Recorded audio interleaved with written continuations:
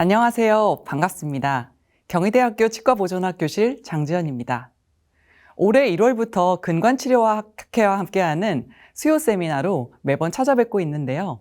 어느덧 10번째 마지막 문을 열게 되었습니다. 오늘 제가 말씀드릴 주제는 코어와 포스트, 근관치료 잘 마무리하기입니다. 거의 모든 치과 의사는 매일 엔도를 합니다. 그런 근관치료의 성공률은 몇 퍼센트 정도 될까요?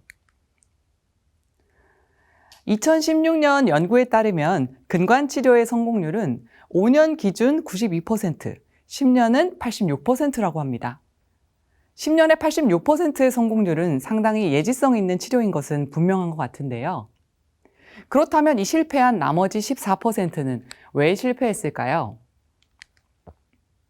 우리는 그 답을 일단 근관치료 엑스레이에서 찾습니다. 리엔도를 결정하는데 엑스레이의 필링 퀄리티는 가장 중요한 판단 기준이 됩니다.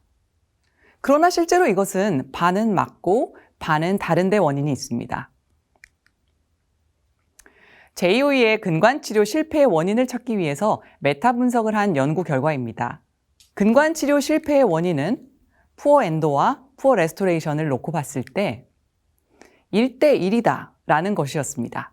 근관치료를 아름답고 멋지게 해낸 다음에라도 코로날 C를 담당하는 접착, 코어 단계에서 잘 해내지 않으면 근관계는 재감염이 될 것이고, 그렇다면 엑스레이상에서 아름다운 그 근관치료 또한 얼마든지 상당히 높은 가능성으로 실패할 수 있다는 것입니다. 우리가 진료를 하는 순간을 생각해보면 엔도와 크라운에 들이는 관심과 노력에 비해서 접착을 하고 코어를 하는 과정, 그 중간에 끼어있는 이 과정은 상당히 안 중요하게 생각하는 것 같습니다. 그러나 치아의 운명의 관점에서 봤을 때는 코어는 근관치료의 예후의 절반의 지분을 가질 만큼 상당히 중요한 과정이고, 그렇기 때문에 우리가 코어를 꼼꼼히 하는 것은 노력 대비 효과가 굉장히 좋은 과정이라는 생각을 가지고 있습니다. 그러면 코어를 왜 신경 써서 해야 할까요? 몇 가지 증례와 함께 소개해 드리겠습니다. 20대 여자 환자가 전치부시 보철에 변색을 주소로 찾아왔습니다. 보철물을 제거했더니 생각보다 변색이 상당했는데요. 그 원인은 코어를 제거하기 전에 바로 알아차릴 수 있었습니다. 지피콘이 거의 치아 면에 드러날 정도로 채워져 있었던 것입니다. 지피콘이나 베이스를 높게 해서 리엔도를 할 때 안전한 쿠션을 깔아주는 건 어떠냐, 이런 질문을 저는 가끔 받기도 합니다. 그러나 이런 지피콘이나 접착력이 낮은 베이스 재료를 높게 까는 것은 재료와 치아 계면 사이에 코로날 리키지를 유발하고 또 접착에 중요한 그 실링 부위를 더 불리하게 하기 때문에 변색, 나아가서는 에이피컬 리전의 직접적인 원인이 충분히 될 수 있습니다. 저는 이 치아를 리엔도를 하고 그리고 소디움 퍼보레이트를 이용한 넘바이탈 블리칭을 시행했고, 내원시마다 30% 제품으로 되어 있는 하이드로젠 페록사이드 젤을 이용해서 코로날 블리칭을, 파워 블리칭을 같이 시행해 주면서 보철로 마무리해 주었습니다.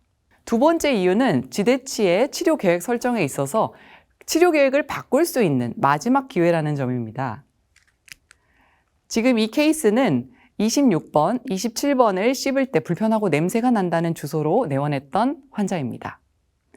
이 코어 제거를 하자마자 굉장히 냄새가 나고 우식이 상당히 있었는데요. 26번은 퍼케이션 하방으로 우식이 있었고, 27번은 크라운 마진 아래로 서비컬 어브레전이 있었는데, 이 서비컬 어브레전 부위가 근관과 개통이 돼서 리키지가 관찰이 되었습니다. 근관치료 기간 동안에 우리는 진료적으로 편리하기 위해서 러버댐을 걸거나 그런 유리한 점을 위해서 우식이나 못 미더운 수복물을 약간 남겨두고 엔도를 진행하는 경우가 있습니다.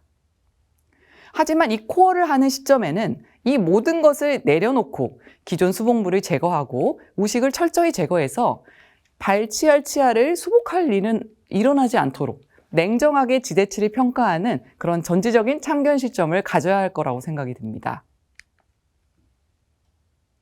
임시수복, 이것 또한 실패의 원인이 될 수가 있는데요. 근관치료한 치아는 가능한 한 빨리 보철을 시행하는 것이 실링의 관점에서 유리합니다. 하지만 병소의 힐링을 모니터해야 한다거나 환자가 보철 치료를 연기하는 것 같은 언제나 신속한 보철이 가능한 것은 아닙니다.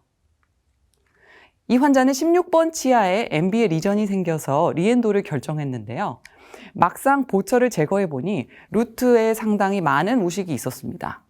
이 환자의 히스토리를 다시 거슬러 올라가 봤더니 16번에 디스탈 루트의 캐리스로 인해서 근관 치료를 시작했고, 그런데 환자가 캐비톤 상태로 상당히 오랜 기간 동안 템포러리 상태로 있었습니다.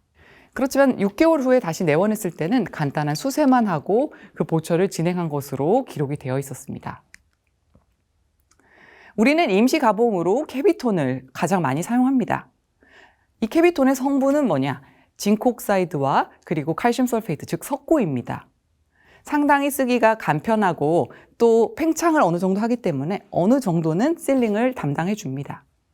그러나 이 캐비톤은 리키지를 감당할 수 있는 기간이 실험실적으로 월이 다 있을 때 2주 정도라고 합니다.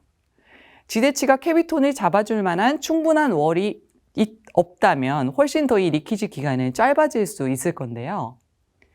월이 다 있고 캐비톤이 두껍게 위치돼서 충분히 잘 유지되고 있다면 2개월 이상 템포러리 상태로 있었다면 그럼에도 불구하고 아름다운 필링이 되어 있다 하더라도 리엔도를 하는 것이 바람직할 거라고 생각합니다. 또한 이 캐비톤의 두께도 굉장히 중요한데요. 이 캐비톤의 두께는 실링 능력과 직결이 됩니다. 우리가 접근의 편의성을 위해서 이 캐비톤 밑에 코튼 펠렛을 많이 위치시키게 되는데요. 사실 이 코튼 펠렛이 차지하는 그 부피가 상당합니다. 잔존 치질이 너무 없거나 그래서 캐비톤을 통해서 얻을 수 있는 실링이 너무 없다. 또 치근 우식이 심해서 캐비톤의 유지가 어렵거나 좁고 깊은 와동이어서 코튼 펠렛이 너무 많은 부피를 차지하게 되면 이런 경우에는 코튼 펠렛을 사용하지 않는 것이 좋습니다. 사실은 가능한 한 코튼 펠렛을 아예 사용 안 하는 것이 가장 좋습니다. 그럼 엔도환 치아에 접착을 잘하는 방법을 한번 알아보겠습니다. 엔도환 치아에는 왜 접착하기가 어려울까요? 실혈된 지 오래된 치아일수록 덴티날 튜블의 스클레로시스가 심하고 또 미네랄이 차 있고 해서 접착에 불리한 조건을 가지고 있습니다. 또 근관 치료 과정 중에 지속적인 파일링을 하기 때문에 지저분한 엔도돈틱 스미어 레이어가 상당히 두껍게 자리 잡게 되고 또 근관 치료 동안 사용하는 많은 이리게이션 솔루션, NaOCl이라든지 EDTA, 수산화칼슘 이런 것들은 모두 접착에 불리한 조건을 만드는 역할을 합니다. 두 번째, 엔도환 치아에서 접착에 실패하는 이유는 본딩제와 듀얼 큐어 레진 코어의 부적합성 이슈 문제입니다. 이것에 대해서 한 번쯤은 들어보셨을 텐데요. 제가 다시 한번 정리를 해보도록 하겠습니다. 상아질 접착제가 세대를 거듭하면서 점점 MDP와 같은 산성 성분을 더 많이 포함을 하게 됩니다. 현재 가장 많이 사용되는 이런 유니버셜 어드히시브 또한 MDP를 대부분 포함하기 때문에 이들 또한 산성 접착제라고 말할 수 있습니다. 우리가 보통 근관 치료 후에 수복을 하는 와동의 깊이는 6에서 10mm 정도로 일반적인 수복보다는 훨씬 더 두꺼운 깊이입니다. 이런 경우에 우리는 중압 수축, 그리고 라이트 큐어링에 도달한 게 때문에 듀얼 큐어 레진 코어를 사용합니다. 이 듀얼 큐어 레진은 자가 중압을 위해서 벤조일 퍼록사이드와 터셔리 아민이 만나면서 산염기 반응을 하면서 중압이 시작이 됩니다. 그런데 말씀드린 대로 이 산성 접착제를 사용하게 되면 산성 본딩제의 산성과 그리고 듀얼 큐어 레진의 중압 게시제인 이 3차 아민이 서로 만나게 되면서 코어가 중압 게시가 일어나지 못하는 그런 문제가 생길 수 있습니다. 중압이 덜 된 듀얼 큐어 레진은 당연히 잘 접착이 되지 않습니다. 그럼 이 문제를 어떻게 해결할까요? 몇 가지 방법이 있습니다. 첫 번째는 셀프 큐어 액티베이터를 사용하는 것입니다. 셀프 큐어 액티베이터를 본딩제와 1대1로 섞어서 사용하게 됩니다. 여기서 셀프 큐어 액티베이터를 쓸 것이냐 말 것이냐는 이 접착제의 산성 정도가 결정을 하게 됩니다. pH를 기준으로 3.0 이하인 제품에서는 듀얼 큐어 코어 레진을 사용할 때는 셀프 큐어 액티베이터를 사용해야 문제를 일으키지 않는 것으로 알려져 있습니다. 두 번째 방법은 접착 후에 광중압 플로블 레진을 얇게 라이너로 깔아주고 듀얼 큐어 레진을 사용하는 방법입니다. 광중압형 레진을 듀얼 큐어 레진이랑 사용하는 것이 호환성에 문제가 없을까 하는 질문을 할 수가 있는데요. 이들은 중압 개시 방법에는 차이가 있지만 중압이 되는 과정 자체는 다르지 않기 때문에 호환성의 문제는 일어나지 않습니다. 광중압형 코어를 써버린다면 아민이 없기 때문에 근본적으로 이 문제는 해결할 수 있습니다. 광중압형 코어를 쓴다? 그러면 다시 원점으로 돌아와서 중압 수축, 광 도달의 한계 이런 문제에 부딪히게 되는데요. 최근 벌크필 레진이 기술과 성능이 많이 좋아지면서 이런 문제가 많이 해결이 되었습니다. 벌크필 레진은 4mm 수준의 높은 중압 깊이 그리고 상대적으로 낮은 중압 수축의 장점을 가집니다. 또 코어로 사용하기에 굉장히 흐름성이 좋아서 많은 약을 적용해야 하는 그런 코어의 환경에서 기포가 적은 혹은 기포가 없는 코어가 가능해지게 됩니다. 물론 이것은 광중압형이기 때문에 산성 접착제와의 호환성 이슈는 전혀 없습니다. 그러면 다시 코어의 기포가 문제가 될까요? 엑스레이 상에서 기포가 있는 것은 스트레스인 것은 맞는 것 같습니다. 이 코어의 기포는 문제가 될 수도 있고 안 될 수도 있지만 이 싱크홀의 발생 기전을 그린 이 모식도를 보면 상당히 제가 생각한 것과 비슷한 것 같아 가져온 그림입니다. 이 코어 안에 데드 스페이스가 이렇게 많이 있게 되면 접착 실패와 같은 그런 안 좋은 환경이 왔을 때 이 데드 스페이스가 하나의 연결 통로가 되어서 싱크홀과 같은 큰 실패를 가져올 수도 있다는 것입니다. 그러면 코어를 할 때 기포가 안 생기게 하는 어떤 노하우가 있을까요? 일단 코어에서 기포가 가장 많이 생기는 부위는 코어의 바닥입니다. 코어의 첫 번째 층인데요. 그래서 그 바닥부터 잘 관리해 주는 것이 깔끔한 시작입니다. 우리가 근관 충전을 할 때 GP콘을 열을 사용하는데요. 그래서 열을 쭉 늘리게 되기 때문에 GP콘이 쭉 늘어지게 됩니다. 이 끊어낸 GP콘 바닥을 플러거로 잘 정리해 주는 것만으로도 상당히 기포를 줄이는 데 효과가 있습니다. 사실 이 과정은 근관 치료에서 MB 캐널을 찾고 MB2를 찾고 석회화 근관을 찾는 그런 어려운 과정에 비해서는 훨씬 수월한 과정인데 코어의 기포를 차단함으로써 코로날 C를 높여준다. 그런 관점에서는 상당히 효용성이 높은 작업이라고 생각하고 있습니다. 그리고 피착면의 애매한 수복물, 기존 수복물, 아말감 잔사라든지 그리고 실러 같은 것은 밑에 보이지 않는 것들 그런 것을 염려해서 모두 제거를 해서 깔끔하게 준비하는 것이 좋습니다. 저는 근관 치료할 때 현미경이나 루페를 안 보는 케이스가 있더라도 이 접착면을 정리해준 이 순간에는 갑자기 루페를 꺼내기도 합니다. 그만큼 저는 이 과정을 중요하게 생각하고 있습니다. 우리가 실러를 제거하는 것에 상당히 어려움을 느끼는데요. 특히 이 레진계 실러를 가장 많이 쓰기 때문에 레진계 실러에 대해서 좀 알고 넘어가야 될 것 같습니다. 레진계 실러는 이름은 레진이지만 우리가 흔히 생각하는 복합 레진이 메타크릴레이트 레진과는 좀 다릅니다. 이것은 에폭시 레진이라서 이 레진계 실러는 레진과 접착되지 않습니다. 그러면 어떻게 이 레진계 실러 잘 제거할 수 있을까요? 가장 좋은 방법은 실러가 완전히 세팅된 다음 비즈색 코어를 하는 것인데요. 그러면 실러가 세팅됐기 때문에 프레시한 덴틴을 노출시켜서 수월하게 할 수가 있습니다. 또는 이 샌드블라스터가 유니트 체어에 있다면 이 샌드블라스터로 덴틴 면을 깨끗이 클렌징하는 것도 상당히 효과가 좋습니다. 그러나 우리 임상에서 언제나 샌드블라스터가 모든 유니트에 붙어 있는 것도 아니고 근관 충전을 하는 날 코어를 하는 경우가 훨씬 더 많습니다.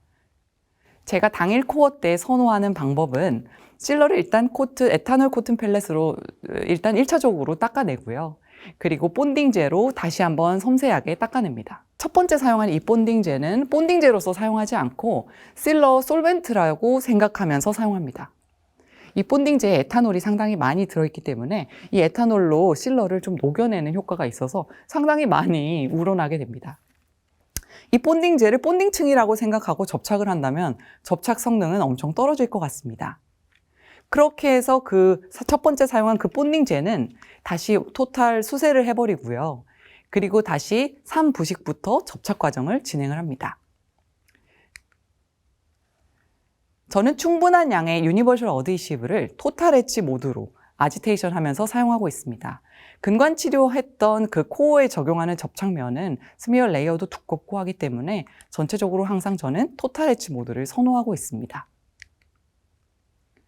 기포가 잘 생기는 두 번째 이유는 이 와동의 형태 때문입니다. 하악 전치부 그리고 상악 소구치부에서 좁게 잘 형성한 이런 와동은 기구가 잘 닿지 않으면 당연히 접착도 안 되고 데드 스페이스가 생길 수밖에 없습니다. 충분히 와동의 접착제를 문지르면서 적용하고 기구도 잘 접근되게 하려면 날씬한 기구가 필요한데요. 그래서 외래 진료실에 2가지 이상의 사이즈를 갖는 마이크로 브러쉬를 준비하는 것은 많은 도움이 되는 것 같습니다. 그리고 플로어블 레진을 얇게 첫 층을 깔아주는 것도 기포를 없애는 데 많은 도움이 되는데요. 저는 주로 코어의 상당 부분을 요즘에 벌크필 플로어블 레진을 사용하고 있습니다. 그런데 이 기포가 많이 생기는 첫 번째 층에 대해서는 벌크필 레진이라 하더라도 벌크필링을 하지 않고 일반 플로어블 레진처럼 얇게 깔아주고 먼저 중압을 하고 그 다음 층을 벌크필링 하고 있습니다. 우리가 기구를 닿지 않고 떨어뜨리는 방식으로 사용하게 되면 데드 스페이스는 많이 생길 수밖에 없습니다. 그래서 기포가 적용하는 그 와동처에 충분히 닿는 것은 굉장히 중요한데요. 사용하는 벌크필 레진 중에서 이렇게 콤필 타입 레진은 6mm 정도 길이의 팁을 가지고 있습니다. 이 팁을 이 콤필에서 좀 뽑아낼 수가 있는데요. 그렇게 하면 8에서 9mm까지 뽑아지더라고요. 좁은 와동에서 유용하게 사용할 수 있는 팁이라고 생각합니다. 저는 벌크필 레진을 코어 재료로 바꾼 이후에 상당히 그 코어 내부 전체적으로 비롯해서 이 접착면에서도 뭐 100%는 아니지만 데드 스페이스를 많이 줄인 코어 레진을 할 수 있게 되었던 것 같습니다.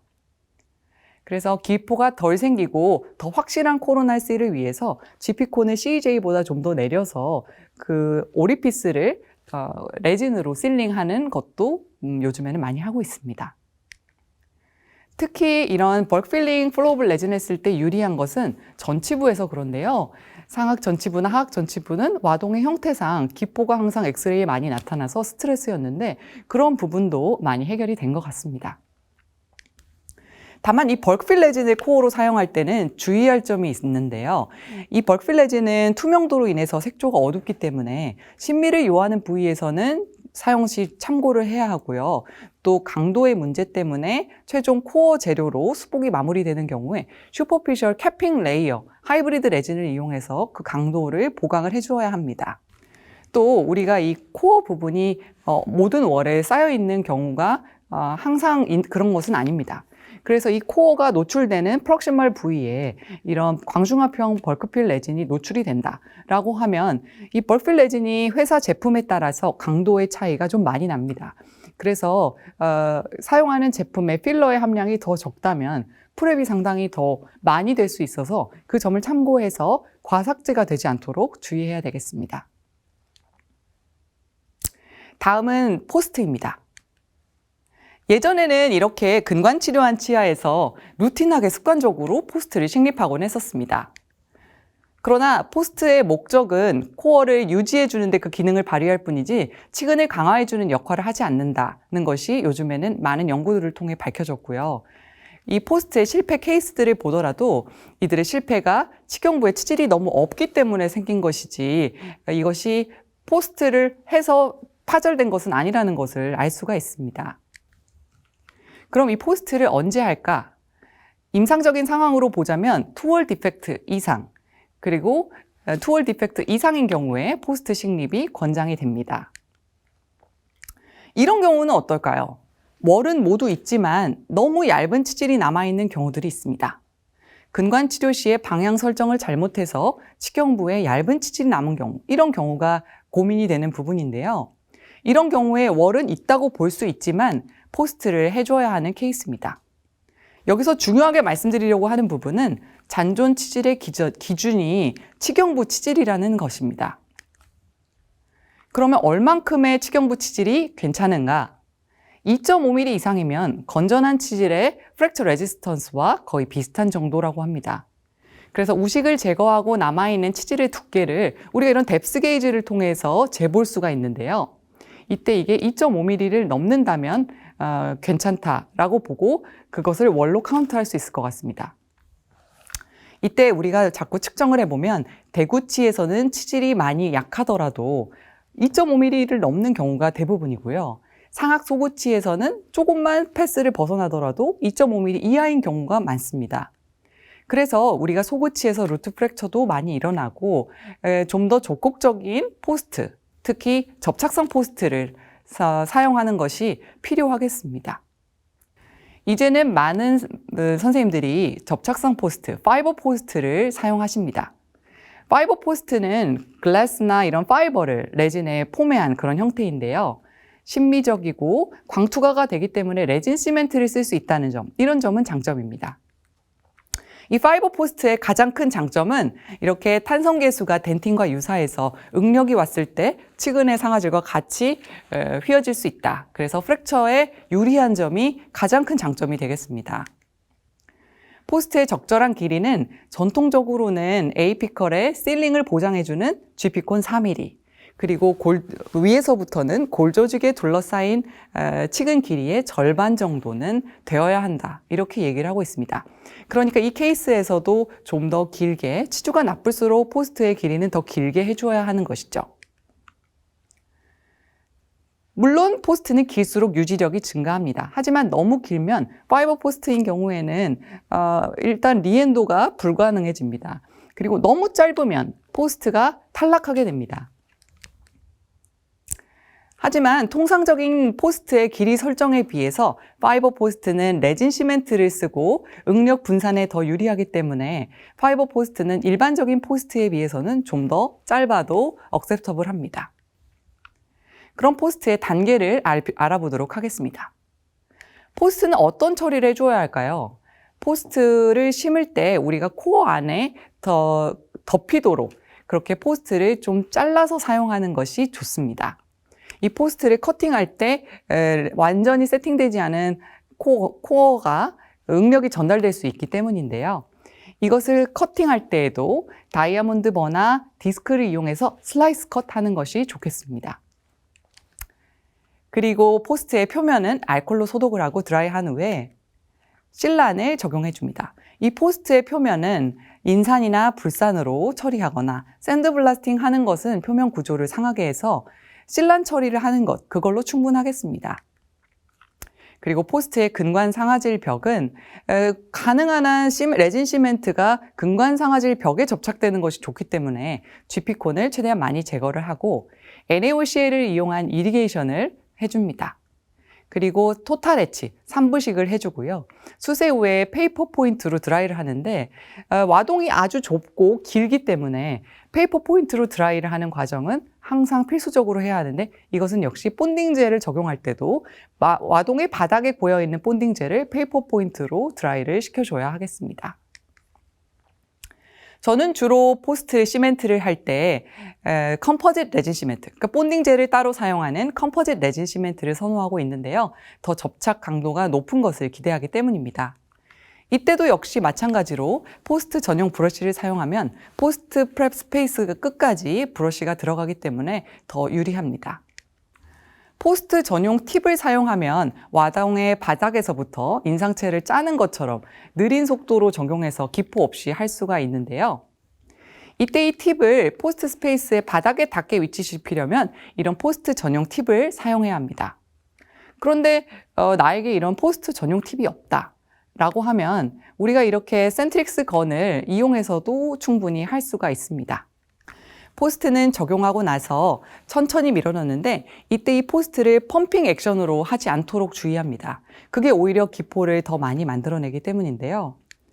또 렌츄롤을 사용하는 것도 그렇게 좋은 방법은 아닙니다. 이 렌출로를 사용해서 레진 시멘트를 딜리버리 하게 되면 이때 이 렌출로에 의해서 미세 기포가 많이 생기고 또 이것이 어떤 경화를 촉진해서 레진 시멘트의 작업 시간이 많이 줄어들게 됩니다. 포스트에서 보통 기포가 생기는 부위는 일반적으로 포스트가 끝나고 코어를 올리는 그 부위인데요. 이 포스트를 식립하고 주변 시멘트 익세스를 마이크로 브러쉬 같은 것으로 닦아내면서 기포를 점검하고 광중압을 하고 그 다음에 코어를 올리면 기포를 많이 줄일 수 있습니다. 오늘 제가 준비한 내용은 여기까지입니다. 지금까지 10주에 걸친 수요 세미나를 통해 근관치료의 내용을 전체적으로 다루어 보았는데요. 원장님들의 임상에 유익한 도움이 되었으면 좋겠습니다. 첫 번째 수요 세미나의 슬라이드에서 굉장히 인상 깊은 내용이 있었습니다. 그 멘트와 함께 저도 마무리 인사드리겠습니다. 근관치료학회는 자연치아 살리기를 위해 노력하시는 원장님들을 응원합니다. 마치겠습니다. 감사합니다.